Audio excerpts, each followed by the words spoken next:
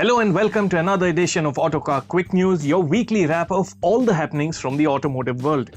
Before we begin, please ensure you're subscribed to the channel and have hit the bell icon to be notified every time we have a new video up. We'll start the week's news with Global NCAP that's released the results for the latest round of crash tests under its Safer Cars for India program. We've already got a detailed video on the test, so here's a quick snapshot of the results.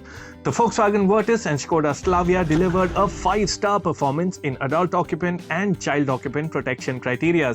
The duo were rated as per Global NCAP's new testing and rating criteria, with individual scores making them the highest rated of all India market cars tested yet, a position formerly held by the Volkswagen Tiguan and Skoda Kodiaq SUVs. The models were put through front offset and side impact protection tests and were further tested in a side pole impact test that's needed for a car to qualify for 5-star ratings. Pedestrian safety and ESC functionality were also in line with Global NCAP's criteria. Maruti Suzuki's new Alto K10 was also crash tested and was rated 2 stars on adult occupant protection and 0 on child occupant protection. In the front offset crash test, the body shell was rated as stable and capable of bearing further load, but weak protection was noted for the driver's knee with a possibility of impact with structures behind the dashboard. In the side impact test, head and pelvis protection was good, while abdomen protection was adequate and chest protection was weak. The absence of 3-point seatbelts and no manufacturer-recommended child restraint system disqualified the Alto K10 from a score in 2 of the 3 child safety-rated parameters. Excessive movement of the child seats on impact further marked the Alto K10 down. The Wagon R was the other Maruti put to the test in the latest round. The Wagon R was rated just 1 star on adult occupant protection and 0 stars on child occupant protection. Global NCAP rated the Wagon R's body shell as unstable and incapable of bearing further load. Weak protection to the driver's chest and legs and possibility of making contact with structures behind the dashboard were other areas of concern. Again, the absence of 3-point seatbelts and no manufacturer-recommended child restraint system meant the Wagon R didn't qualify for a score in 2 of the 3 child safety-related parameters. Excessive movement of the child seats on impact was also noted. Hyundai has announced an all-new SUV for India. While the announcement is sparse on details, the model in question is likely Hyundai's long overdue subcompact SUV.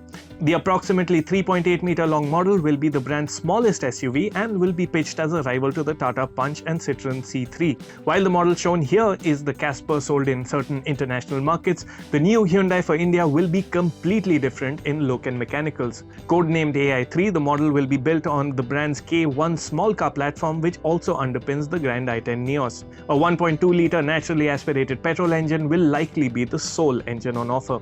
According to our sources, the model will go on sale by August this year. Kia has launched a new Luxury O trim of the Carens. The Carens Luxury O is available only with automatic transmissions in a 7-seat configuration. Prices range between 17 and 17.7 lakh rupees. This new trim is positioned between the top 2 variants, namely Luxury and Luxury Plus. Over the luxury trim, the new Luxury O offers features such as a sunroof and ambient lighting that changes based on the drive mode selected.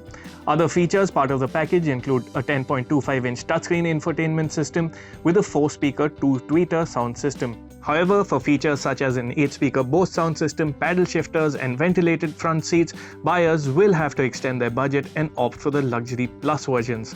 Safety kit on the Kia Carens Luxury O includes 6 airbags, ESC, hill start assist and disc brakes on all 4 wheels.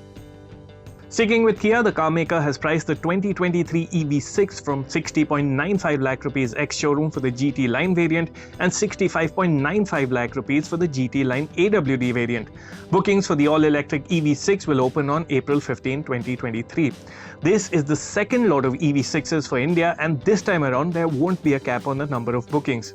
Kia has also announced it will expand its EV dealership network from the current 15 outlets in 12 cities to 60 outlets in 44 cities. Additionally, 150 kilowatt high-speed chargers will be installed in each of these 60 dealerships.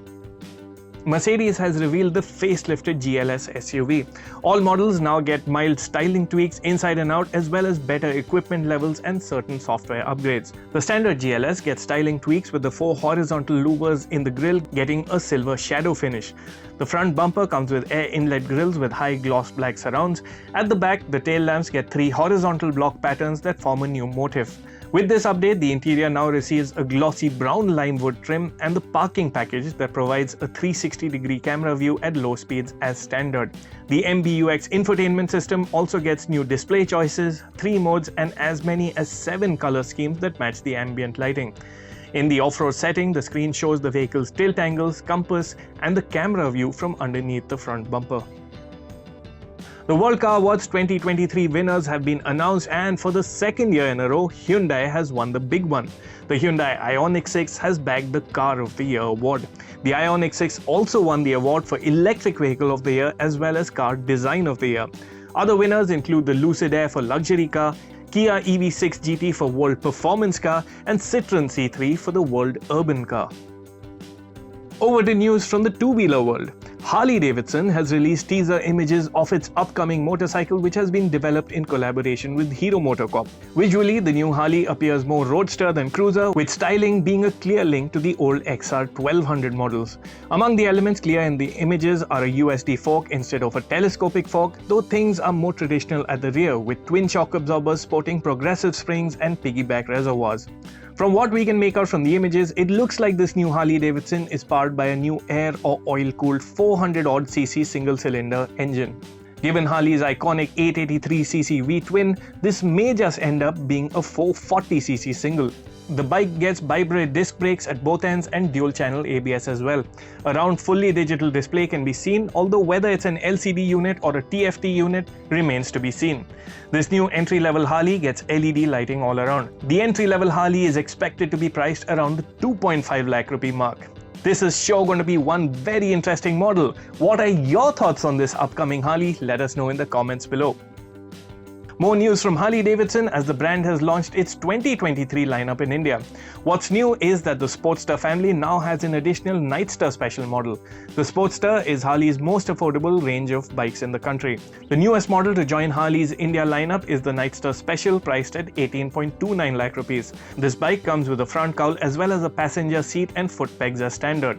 The rest of Harley's lineup includes returning models such as the Pan America 1250 Special, priced at 24.49 lakh rupees, the Softail lineup, which consists of the Fat Bob 114 costing 20.49 lakh rupees, as well as the Fat Boy 114 and the Heritage Classic, which are now priced at 24.49 and 26.59 lakh rupees respectively.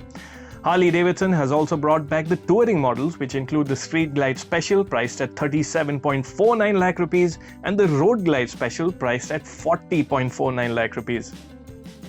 Honda has launched the SP125 at an ex-showroom price of 83,131 rupees. Honda has updated the bike to now be OBD compliant. Also with the update, Honda has introduced a wider 100mm rear tire that should help improve grip and cornering abilities. A matte blue metallic color option is new as well. And that's all the news we have for you this week. Stay tuned to Autocar India for more automotive content.